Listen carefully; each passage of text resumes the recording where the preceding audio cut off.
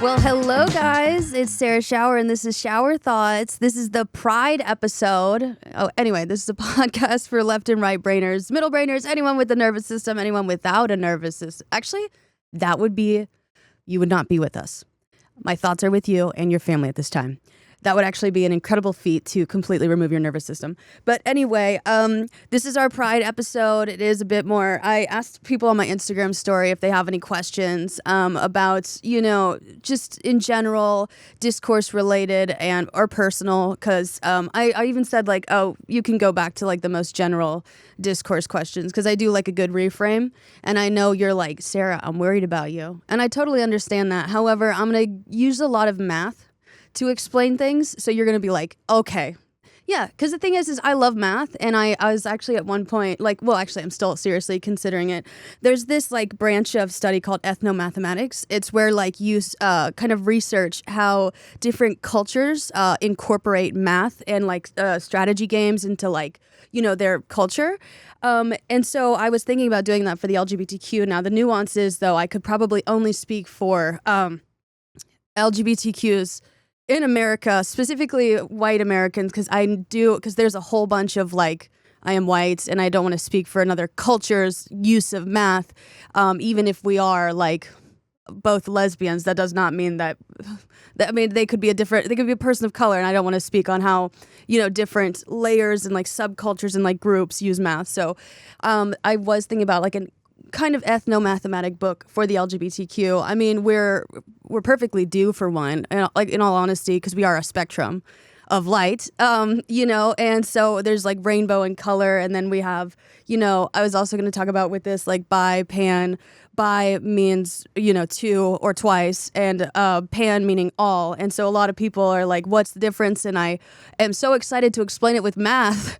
And it's also a really funny question, because the question itself doesn't understand the complexity or the actual purpose, the cultural purpose of the LGBTQ. So I thought I'd discuss that this Pride Month. But for all of you who are new, I am a lesbian, and so is Rebecca in the booth. Rebecca in the booth. Becky in the booth. Yeah, but we're here, we're queer, we're part of this whole thing. Anyway, how's my Pride Month going? Good. Tomorrow I'm going to Dyke Day, as is Rebecca, but it's like this field day sort of thing for sapphics. You don't have to be a dyke, but I mean, you could just go there and everyone kind of like lays out a blanket. And a lot of people get drunk. My friend Cheney and I are going to go, and we're just going to color and smoke weed and be autistic. And I don't know if we'll be in the midst of everything. I think we might want to show up early to get a place in the shade. Or I have an umbrella. You know what? I also have sunscreen. No, we'll find out when we get there. But it's going to be so fun. Other gay things happening to me. I know that every sapphic, every gay deals with this. I feel like gay people by ourselves, we're what's keeping the airline industry afloat. Like, I have a theory that like half the people on any plane are homosexuals going to visit someone in a different state, because I have had some interesting homosexual potential romantic sort of things happen, but it's always with someone who lives across the country. And the thing is LA lesbians, LA sapphics, I see you, I feel you, I want to be felt by you. But no, sorry. It's just I don't know when your main like source of connection is the internet, because I do self-isolate. You're gonna find a lot of sapphics on the internet. It's just a whole damn mess. I am really trying to navigate this, but it's fun. It's rewarding. It's very, very costly, and in terms of money and time, but it's worth it. Is it? No, it is. Yeah. And then so that's how my Pride is going. I'm also just kind of reading. I did pick up, oh my God, I forgot to bring my book. I picked up this book on radical intimacy, which is interesting. I don't think it's like super, I haven't read it yet, but I picked it up at this bookstore because I'm planning a singles mixer with someone I met at a sober event. They were talking about they want to do like a dry speed dating. And so I was like, please let me help you plan that. And they were like, what's your name? And I was like, no, Sarah. Also, please, like, I really want to, because I love speed dating. And I know that's a controversial opinion, but I enjoy talking to people. And like, if you're given a limited time frame, you could really just lay it on thick. You could just, I'm a Libra. I love to talk. I love to charm people. I love to compliment people. And I know that may come across as, I don't know if I'm being like, you're like, oh, is she being sincere? I am being sincere. I don't like to fill air with just empty words. I mean, I can, and I have, as I'm a comedian as well.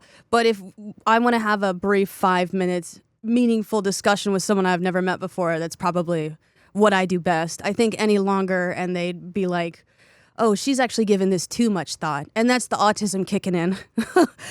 I'm kind of just, so 5 minutes of a meaningful conversation with someone I just met is just peak autism. So I was like, please let me help out with that. And so I'm helping out with that. I'm going to post it on my Instagram stories. You guys should come. It is a dry event. Now, the thing is I need you guys to understand something. The LGBTQ is one thing. The sober LGBTQ is another thing. Pride Month is a war, right? Like we got some strict rules. Now, obviously there's a lot of people who, they're like, "Oh, I don't drink and I'm fine with it." I understand that.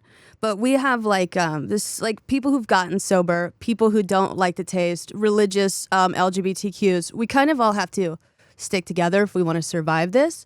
Because the thing is you got to show up to events early. You can't look anyone in the eyes past a certain time. You have to keep all your personal belongings like close to the chest. Like if anyone asks you to go to a second location, I know that you should never go to a second location, but especially if you're sober, do not go to a second location. It will not end up well.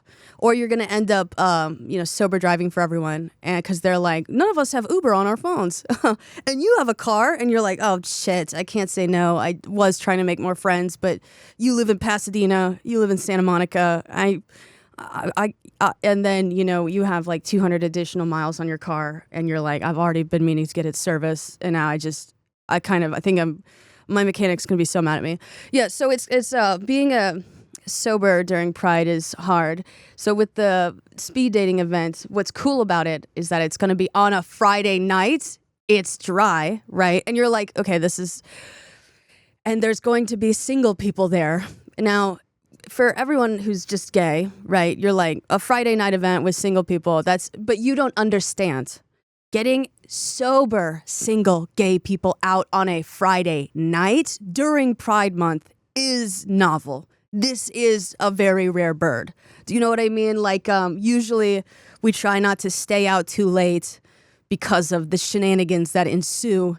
And it's not that we don't like shenanigans. It's that it's just like very triggering shenanigans. So it's great that we have like a little environment. Because the other options for sober Pride are a lot of AA meetings, which is not a bad thing. It's a great place to find community. And fun fact, if you have a hard time meeting elder queers, like people who are like, well, I actually would not go to an AA event unless you have an alcohol problem. Because it's kind of just like, it's like going to a gay event as a straight person and being like, well, I want to find a certain group of people here. It's not. So yeah. But yeah, like there's a lot of people who've gotten sober, usually like more elder queers. There's like younger people, but you could meet people who are like gay and trans in like the 70s and 80s at AA events, which is really awesome. And then, the other option is like a 6-mile hike in the morning on a Tuesday. And now a lot of sapphics are very active, especially in the LA area, because everyone's so darn active here, and that's not me. But the thing is it's not because I you know what, I'm not gonna lie. I don't really like hiking with strangers for miles. It's more the fact that the morning is my time to read and I can't stray from my routine or else autism brain will take over and then shut down the entire system, and then my rest of my day will be frozen in place and someone will call me or contact me and I'll be like, it feels wrong to move out of this spot right now. And then the other option is like, again, not a bad thing. All ages, like face painting, jamboree, party, pride event. And if you're parents, if you're LGBT, if you're gay parents, that's a great thing to go to. But you can only get your face painted like a tiger so many times before it starts to like stain your face. And now you've got to go to night events with like tiger stripes. And then you're like, I will see. No, please don't buy me a drink. Also, the paint is because it was what I went to. So it's just kind of a lot of constraints. So a Friday night event where people are single and it's during Pride is going to be fun and people are going to be gay and I'm going to get to match people. Well, I'm going to give people their contact information. We're still working out the kinks of it, but it's going to be really fun. Yeah. And so that's how my Pride is coming along. I'm trying to think if I'm doing anything. I'm trying to have gay sex. I really am. You actually would not believe the amount of legwork I'm doing right now. No, sorry. I'm not a creep. I swear. It's okay. I swear. And, it's just really interesting being a lesbian at this point in my life. However, I do feel great. I feel really good. This is where, I was going to tell you guys that I started, wearing compression socks and taking care of my body. And you guys are going to be like, well, that's not gay specific. I know that's not gay specific, but when you finally start taking care of yourself and you're like, oh my God, I'm not supposed to feel like shit all the time. That's where I'm at. And I know that every therapist or any person who has like a sort of health specialty listening to this is like, yeah, no shit. Yeah, no shit. Yeah, no shit. And I'm like, I know, but it's different when you start to apply all of it regularly, consistently. You know what I mean? These are shower thoughts. And it is Pride, so you have to listen to my lesbian rantings. And I love that you guys are here. I will be answering your guys' questions. And I will be hopping around.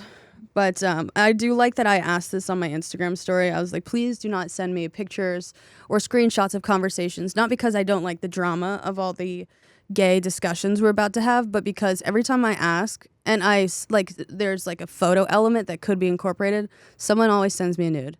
Someone always sends me a dick pic, picture of their balls, picture of their feet and balls, picture of their dick looking down and I can see their feet.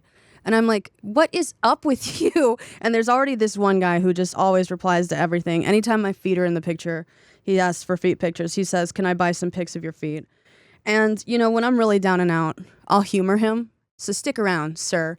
But at this point in my life, I don't really, just hang tight, I think. Or just leave. What is it about my feet specifically? I'm assuming you like me. Because the thing is you want pictures of my feet, but my face won't be in it. You know what I mean? So, you just like feet, and there's so much feet everywhere. That's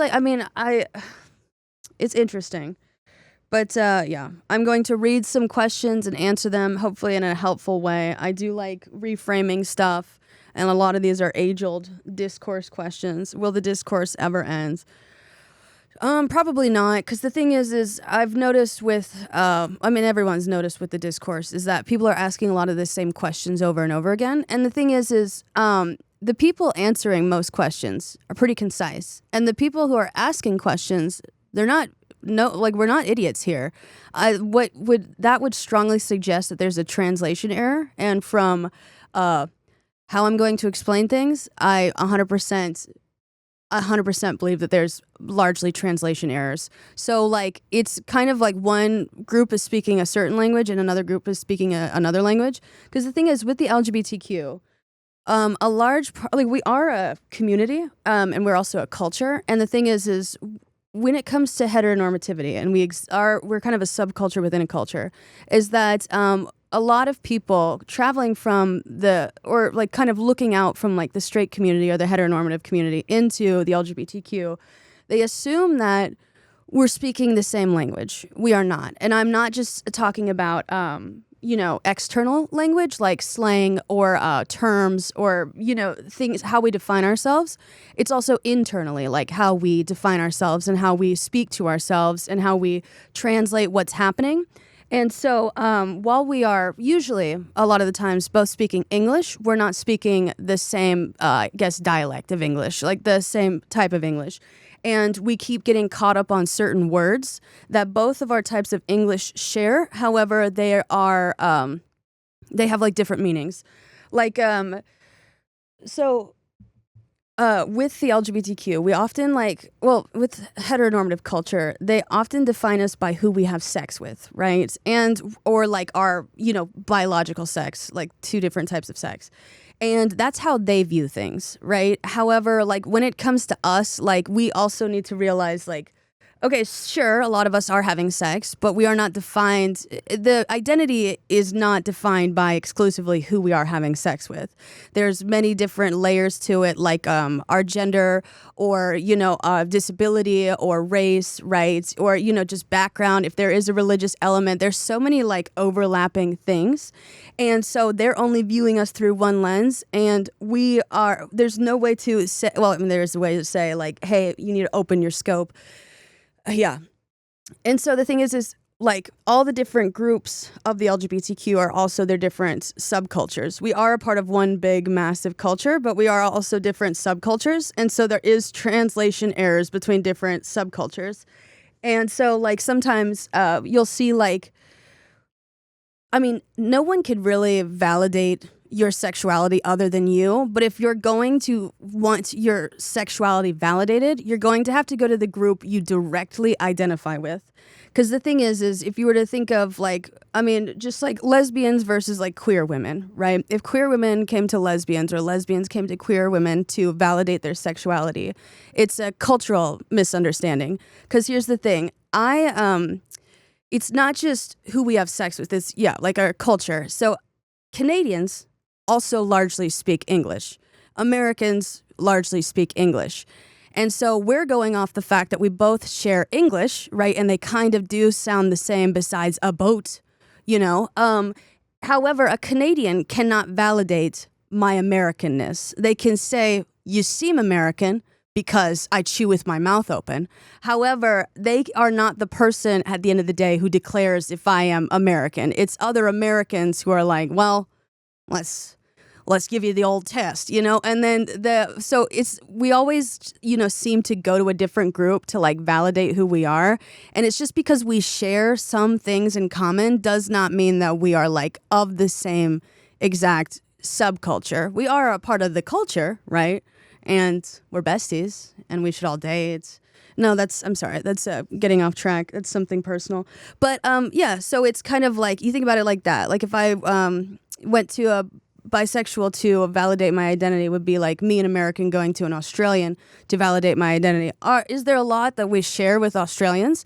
Absolutely. But they're going to place greater emphasis on spiders, right? I'm going to place greater emphasis on we don't live on just one coast. But no, I love Australians, and I know that you guys don't all deal with spiders. That's a gross generalization, but I'm trying to use it to make a point. So I'm going to answer some questions. I always think it's best to think of your identity, if you kind of have selected one, as more of like a culture, right? So you give yourself more range.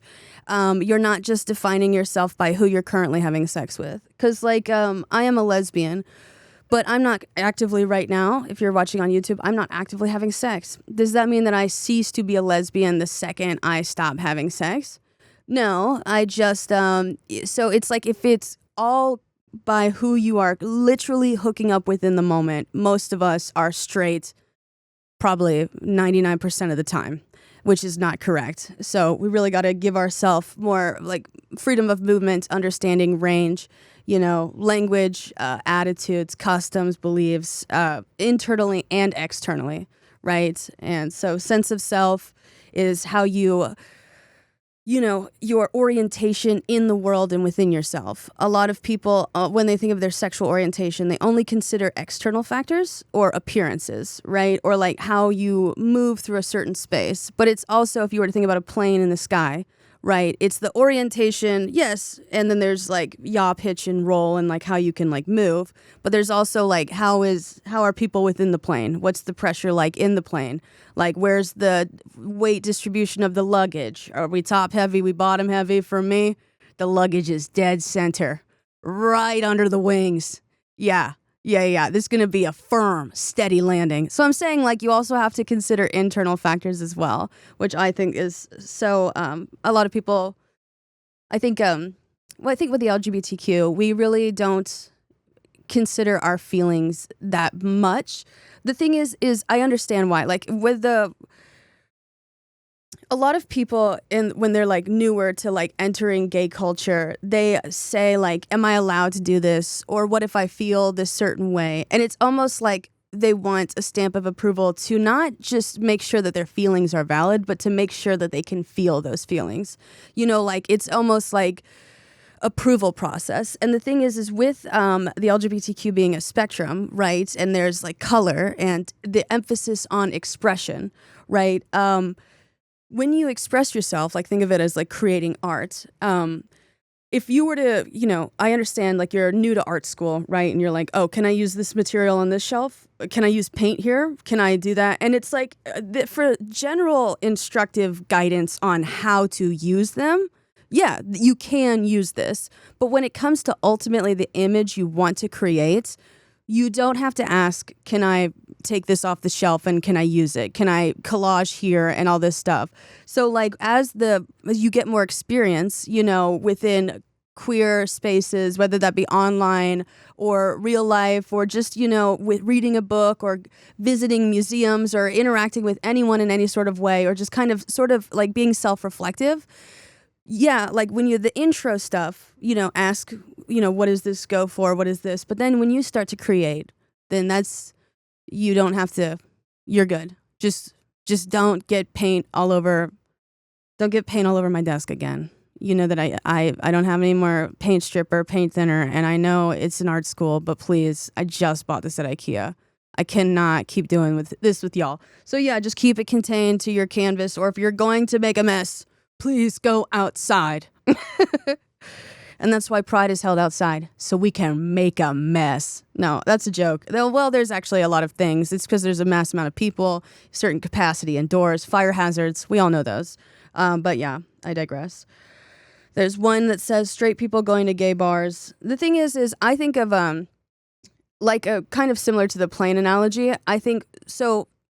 Queer spaces, like LGBTQ plus spaces, are sacred, and if you think of it as like certain like airspace for like different groups, like if we think about it like a culture, if you were to think about like certain countries have certain airspace, and a lot of people from other countries are allowed to fly in the airspace, but they should have like a certain type of clearance, and now you can't really give straight people clearance. But the thing is if you were thinking about it like a military base, right? If I'm not saying that gays are militant, but like if you want to come on base, you should probably have an escort with you, just for like safety, right? Like if we just, I mean, you just let any random person enter a military base and they can wander around and now there's like weapons or like anything lying around or just something like that, that's immediately a safety hazard. And it's also a safety hazard for the individual who walked on base unaccompanied. So if you're going to have straight people at gay bars, right, think about it like that. Like if you were... The thing is the military, I don't agree with at all. But it is a collectivist notion, and the LGBTQ is very individualistic, but it should be a collectivist notion. So, you know, it's just kind of like thinking about the safety of others and the safety for yourself as well. Yeah, and just go ahead, go to a gay bar, but be accompanied by someone who is an active duty member of the LGBTQ. I mean, you can't really retire. You get dishonorably discharged from the LGBTQ. Well, actually, you can. You can get dishonorably discharged. And that's where we disown you for going on like Fox News and talking about how gay people, but not you, are gross and, you know, that sort of thing. But yeah, so just have someone active duty with you at the time. And then just be nice to the space. If you start wrecking the space, you start wrecking a military base, they're going to be like, well, we're going to have to remove you. But it's my freedom. The freedoms are different on this space. I love that analogy. Really? I really loved it. Oh my God, thank you, Rebecca. I'm also I'm a Navy brat, and so I just know how this shit works. Yeah, so that's just my analogy. Let's keep it chugging along. Thoughts on the bi versus pan discourse. Now, this was, I'm a lesbian, and you guys are like, you feel your throat tightening. Now, the thing is I love bisexuals and pansexuals. And the thing is a lot of times I notice with discourse, people always ask, what's the difference? And what's the difference is compare, contrast. That's a binary way to approach two groups that actually complement each other quite well. Okay. So if we were going according to math, right, bi means two or twice, and then pan means all. And so both describe a type of movement. However, if we were to translate that to math, right, bi would be like binary code, and pan would be like decimal. Well, binary versus decimal. And now the thing is with binary versus decimal, binary has a base 2, decimal has a base 10, and both of them share 0 and 1s. However, a lot of people get caught up on that fact alone. Like a lot of bisexuals, pansexuals may initially appear the same way. However, just because they share 0s and 1s does not mean that they code, their process is the same. Absolutely not. So, what is like interesting is like whenever you hear binary, right? A lot of people think it's either or, right? It's either 0 or 1. Binary coding, right, is incredibly complex combinations of 0 and 1. So it's not just thinking, oh, binary is easy is absolutely the stupidest shit I've ever heard. And so the thing is their processes are different, right? And so like with binary, it is a bit more precise, right? And so with decimal, it's kind of like more, I would say it's binary is like fine motor skills, and like decimals is like gross motor skills. And so one is for detail and one is for like big, one is for hand-eye coordination. The other one is like full body coordination. And the thing is when people ask what's the difference, they don't understand the LGBTQ. And like this, they're actually not speaking the same language. Because here's the thing. If you were to translate that to the arts, right? Someone who uses very fine motor skills could paint the exact same picture as someone who uses gross motor skills. Now, this is where they're actually going to have to test their skills. If you were to put what a quote-unquote, in this analogy, like a bisexual person and a pansexual person created, like say they were prompted to create the same image, or like maybe they were attracted to the same person, right? You put both pictures up in a gallery, and people look at them side by side, and they say, what's the difference?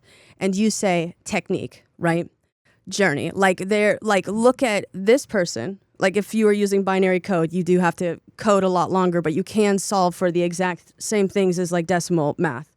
But the thing is if you look at like the tiny stroke by stroke sort of things, and this is like maybe a 6x6 canvas, you see the sheer amount of time it took, right?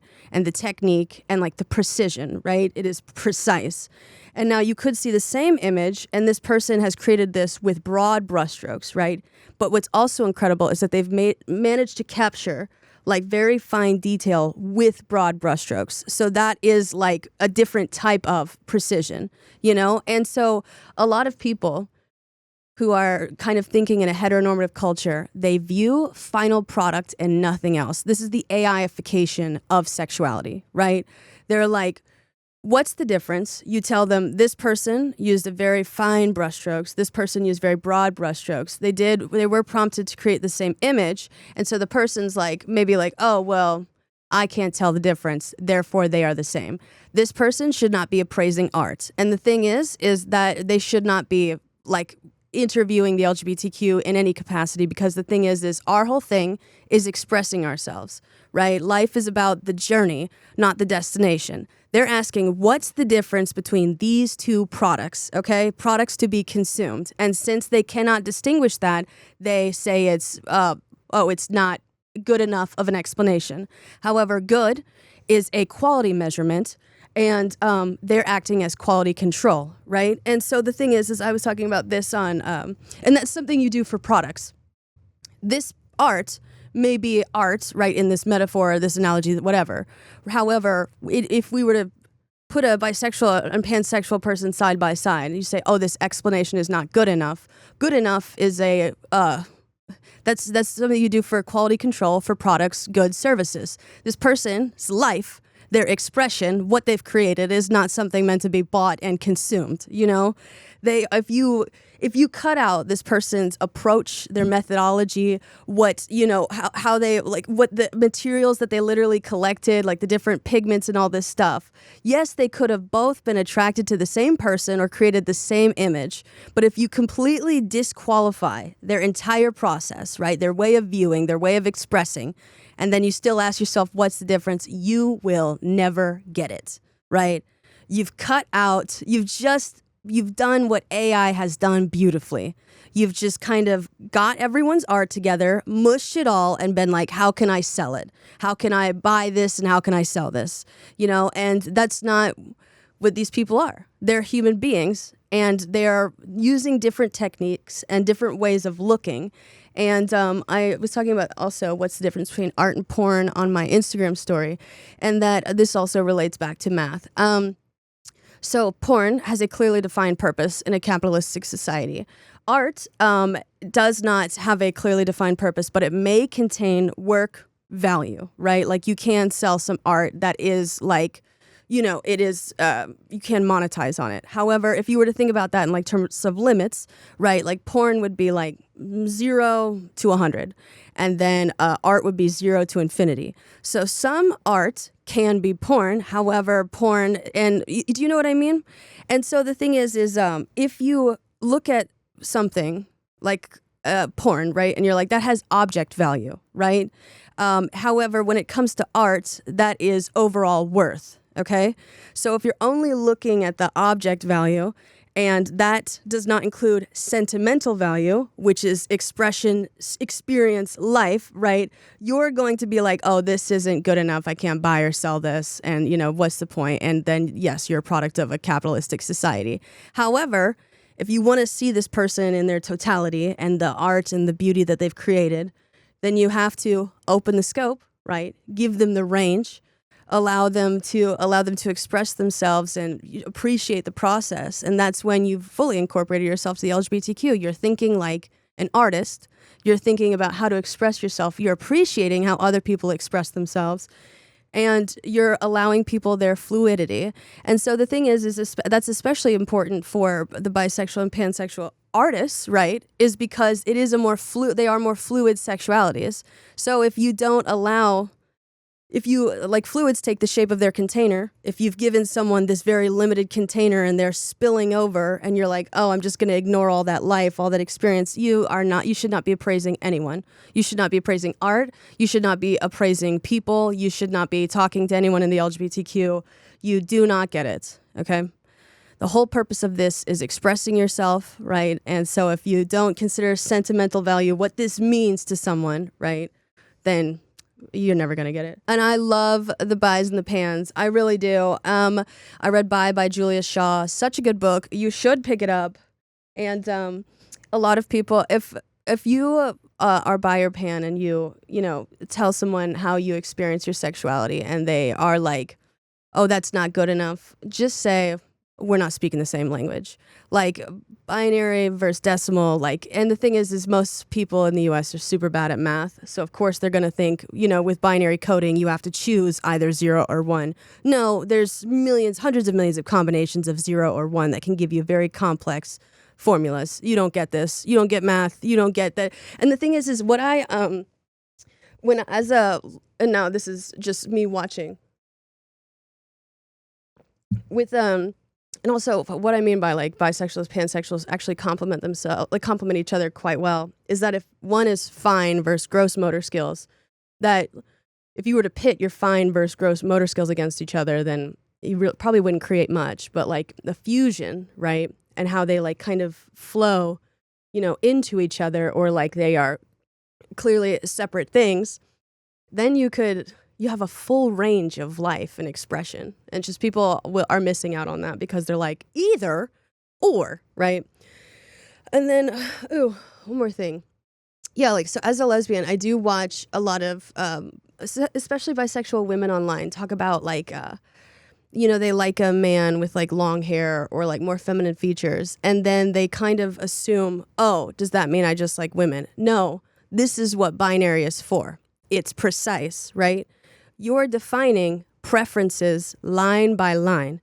You know, if you do an oversimplification, a generalization of what you like, you're now entering decimal, right? Like that's a whole different system. If you're like putting it through a capitalism lens or like commodifying like a certain preference, like you're like, I like big boobs and it's because of big boobs are good and you can make money off big boobs, then that's not that's a kind of porn choice. Poor choice, but porn choice. You can make an artist choice about like hair, right? And the thing is a lot of people are like, oh, why is it bad? Is it shallow to just like long hair on like anyone? No. The thing is that's a theme that you as an artist like, you know? Is it bad that certain artists use like different textures or like, sometimes they, always draw someone crying? No, there's a running theme. There's a choice, an artistic choice running throughout their preferences. And so you don't have to be like, oh, if I like long hair, that means no, you're now entering decimal. You can program your preference and this is your artistic choice. Keep it going. You don't have to choose either or. That's a total heteronormative thing that we've kind of all the thing is we still exist within a heteronormative culture, even if we're in like an LGBTQ subculture. So just like know that no, this is your choice. You're making an artistic choice, right? And it's more precise, it's more exacting. Yeah. And I love pansexuals. I want to talk about like how much I've just been also researching the peripheral nervous system and panoramic vision. And I think it's kind of an interesting, like holistic approach to sexuality, which is really cool. I think both have such cool approaches. If you don't let a bi person, like you have to hear the bi person individually speak as it's like listening to an artist speak. But I digress. Love you guys. Happy Pride. Do you think gender and sexuality labels are more limiting or empowering? I think that they would be limiting if we abided by individualistic culture. Because the thing is we're all socialized in a highly individualistic, competitive hierarchy, right? The only way that a label would be limiting is if it was zero sum, right? So like if, or like it's kind of, you're corralled into one area. The thing is with the LGBTQ, again, this is open, expansive expression. And so labels are kind of just a way to help you navigate. When it comes to how straight people view us, labels is how they kind of slot us into place. How they're looking at it in a certain way. We need to think about it differently how they think about it. If we were in open ocean, right, a label would just be like kind of like a mile marker. Like, oh, this is now the limit. This is kind of like the international waters. So the LGBTQ, right? Like there's just a sign that says you're in international waters. And then you just see boats kind of parading around. Oh, I'm gay. I'm in international waters, right? Like the unlabeled. You're here. You're queer. We love it, right? And then sometimes you'll see like a certain destination like marked like lesbians. You'll see a bunch of people tied together, dating a friend group. The boats never stray from each other. And the thing is you can like hang out with it's just a way to say, oh, like this is like the lesbian area. And hey, I'm a friend, right? And again, with the military thing, like if you're like an ally or you're just part of the, different cultural community of like a shared culture, we're like, hey, welcome up, like come here. Now, if we were being corralled, and it was like we were in line, then labels would be like literally limiting. Like you could not orient yourself in space. However, since we're all about giving ourselves range and expression, you have to think about like open ocean. If you kind of confine yourself, you literally cannot orient yourself any way but going forward or back. And now you're in line and then there's someone behind you like, oh, I'm also gay. And now you're bumping into them. It's heteronormative, individualistic, colonized culture that kind of makes us abide by hierarchy. And then when we realize, why are we getting in line? We're in the middle of the ocean. We're just expressing ourselves. We're like, what the fuck are we doing? So yeah, they can be helpful and harmful. It really depends on your approach and what you're using them for. So that's also, someone asked similarly, micro labels. The thing is if you think about it, like micro labels are like very tiny individual communities, also like a group of people are like single individuals. So if you think about them through, again, the open, expressive, allowing yourself to orient yourself in like the ocean. If you were just see a micro label and you're like, oh, there's two little ships tied next to each other. One of them is fishing. Is that, do you want to, put a full like warship on them? No, just hey, hi, I noticed that you're there. I'm the big lesbian party boat. If you guys want to come aboard for drinks, they are now non-alcoholic. I'm one of those. Sorry. Then that's just how that goes, right? This person in their little boat, if they're fishing, right? Are they doing anything to you? And what like I would be like, oh, that's my fish in the water. No, it's not. Colonizer approach. Just keep it moving. They're not attacking you. And just learn their names if you're going to keep, hey, Bill. Or like whatever they've like, just because if you keep going by them, then yeah, you should learn their names just because that's community and friendship. But if they're not bothering you, literally think about it like that. This is just someone fishing in the middle of gay ocean. Leave them alone. Why would you attack them? I'm a straight dude, but like hanging with gay people more. Weird? No. Yes. No. That's not weird at all. I think it may be weird if you asked a straight person, and now you're asking a gay person, and I hang out with mostly gay people, so that's not weird to me. Everything's pretty much relative. So, like, no, I wouldn't say so. Unless, no, it's not weird. And maybe I should interpret this a certain way. I think with the autism, I take things, like, so literally that I'm like, now I'm trying to be like, weird. What is weird? But yeah. People assume I'm straight even though I talk about liking girls all the time. Why is that? Well, the thing is we judge people based off their looks, even the most self-actualized people. The thing is judging someone based off their looks is not, it obviously can be a very bad thing, but also like flagging is very intentional, or like, people with chosen aesthetics like punk or all these sort of things. Where they just have to get to know you. That's something that I deal with. The nose rings and the fact that I've been around for a while. But when I meet gay people in the wild, most of the time, they do have this very suspicious... The thing is I was talking about that on my TikTok the other day. The sapphic look for every single type of sapphic is this bored, kind of incredulous look. And if you're on YouTube, this is 100% correct. This is the look that sapphics give.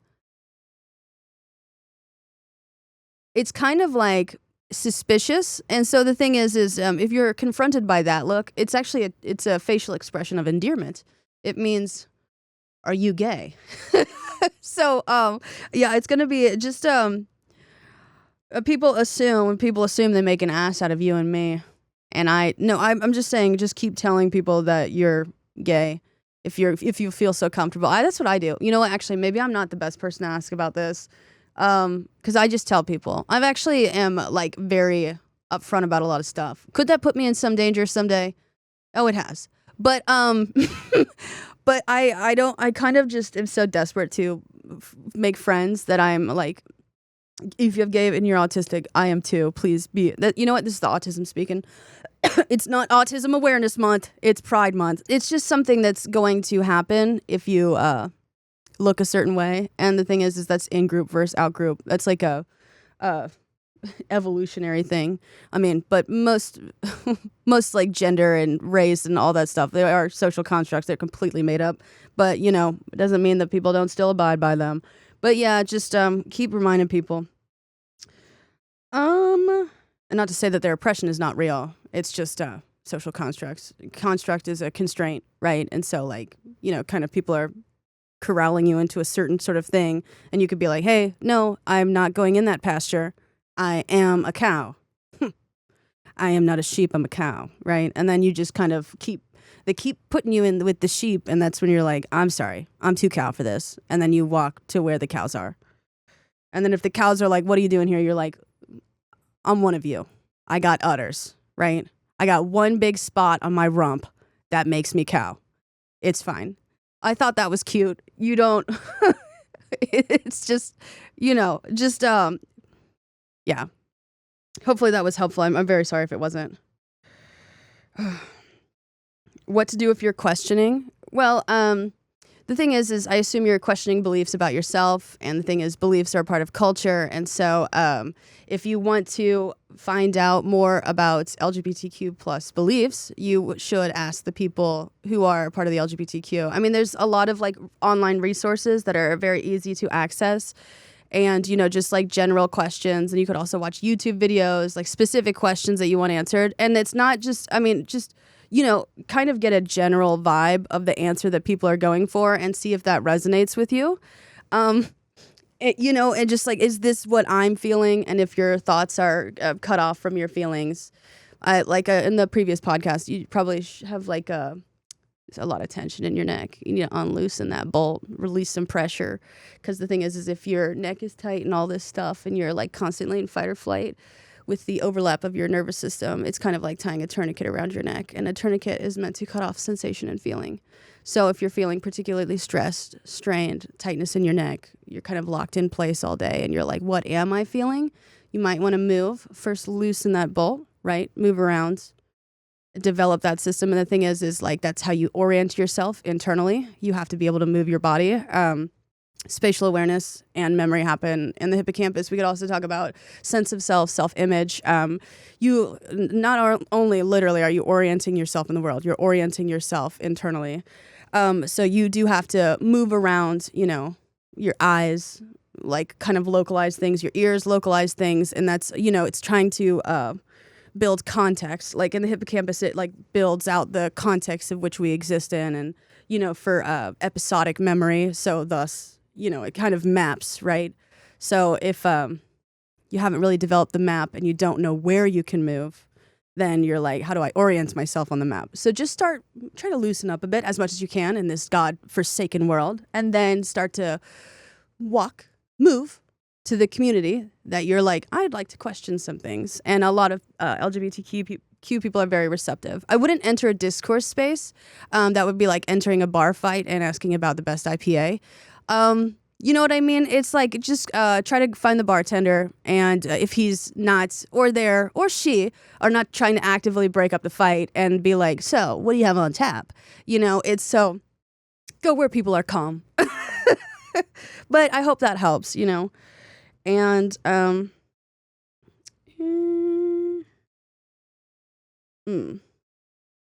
my friend Nurse Connor also said pinkwashing the genocide in Palestine. And I'm going to read about that from the BDS movement. So pinkwashing, right? The Israeli government it's a propaganda strategy. You're like, this guy, no, I'm serious. Free Palestine. So pinkwashing is an Israeli government propaganda strategy that cynically exploits LGBTQIA plus rights to project a progressive image while concealing Israel's occupation and apartheid policies oppressing Palestinians. So it's kind of, it could translate to like white feminism, where it's like in a similar way where it's like, a woman could be treating you like absolute dog shit and you call it out, and then it's like, oh, so we don't support women anymore.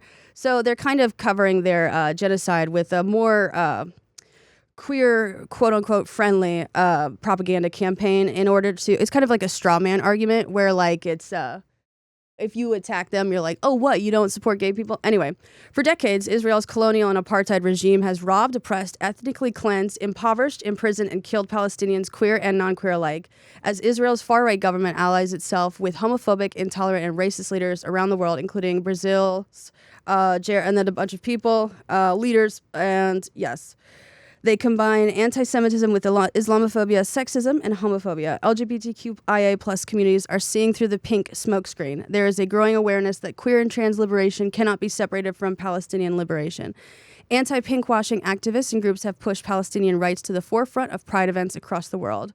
More than 100 LGBTQIA plus groups supported the call from Palestinian queers to boycott Eurovision 2019 in apartheid Tel Aviv. Dozens of queer filmmakers have withdrawn or opposed screenings of their films at this festival. And so, yeah, why Israel's exploitation of LGBTQIA plus rights, known as pinkwashing, works to shift attention away from Israel's regime of occupation and apartheid. And so a lot of people always talk about with, they don't allow gay people in Palestine or Gaza or any place in Palestine.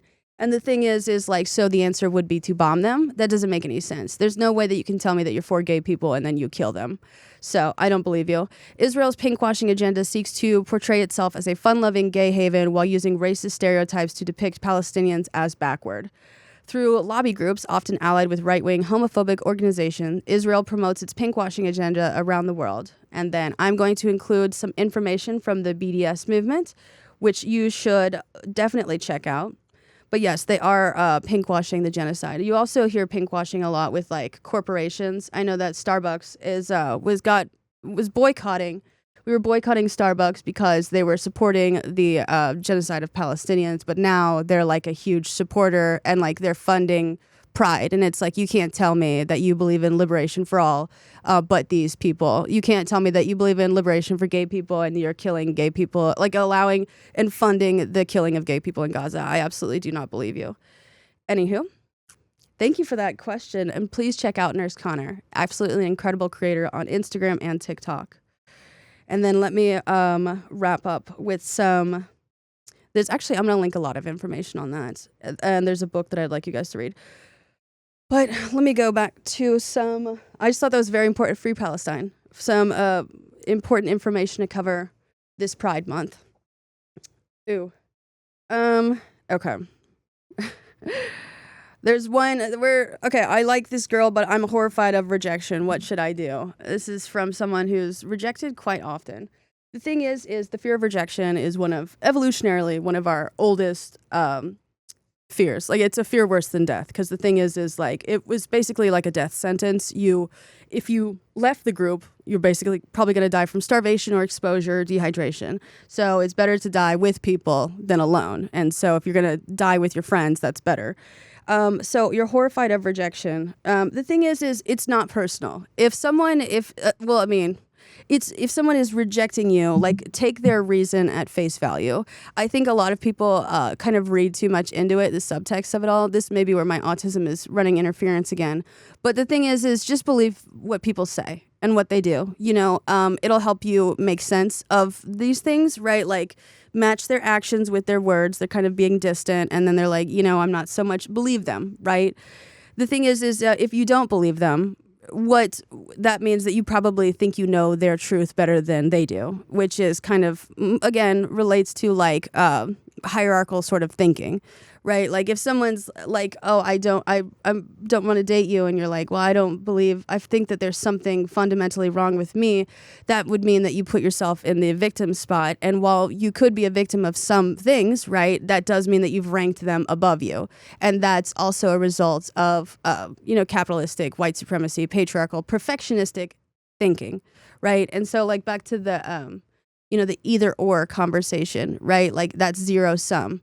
If they reject me, that means that they're above me and I'm less than them. That is a product of heteronormative culture, right? It just takes someone at face value, right? Because there could be a lot of reasons why someone would choose to not go out with you. And if you give them all those reasons, right? Like, if you, like, this is not give them. If you accept what they're saying and, they're, you believe that, you give them freedom, right? This is their freedom of expression. They don't want to express in this way. And if you don't take it personally and you realize this is just like, an artistic choice or like, a expression choice, right? You give them range. You humanize them. You humanize yourself, right? So, because when you dehumanize others, you dehumanize yourself. So if you humanize them and you're like, oh, this is an artistic expression, right? And maybe it's something that, oh, they don't want to work with me. That doesn't mean that I'm a bad artist. That doesn't mean I'm a bad person, right? Again, maybe this is not what they want for their life's vision, or they're not ready for this, or this is not the medium or anything that they work with. So, allow them to say no, because they're making an artistic choice, and know that you're also an artist, and you're like, all right, fair. I'll work with another gallery, or I'll work with another artist, or I'll do something else. If you think of everyone as like art in that way. I'm sorry, I'm also reading your brain on art, and the importance of artistic expression cannot be understated. Seriously. Because the thing is, as I talked about in a couple episodes, like the importance of play.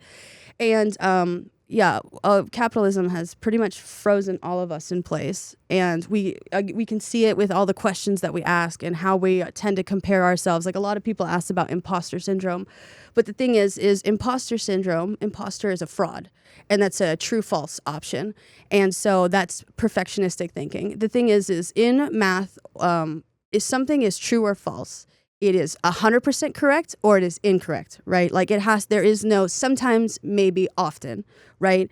And so the thing is, in a world made for cis, heterosexual, white, able-bodied men, right? The only person who will ever, quote, belong in that culture are them, right? So if you are any deviation from that, you will feel like a fraud. However, that is just a result of how the system that they created, the system, like a binary system. So most people are going to register as a fraud. However, when it comes to the LGBTQ, imposter syndrome, it really only applies to cisgender, heterosexual, straight men. Because the thing is they're, they can obviously be escorted on base. I'm not saying that but like they're very much a guest. You know what I mean? So you can't really, it's like, you can't really be an imposter here because there is no true false because we're not in math. And this is not that's a clearly defined area, right? Like I was talking about with limits, you're in the limitless, right? And I guess you could do true false for infinity and then, you know what?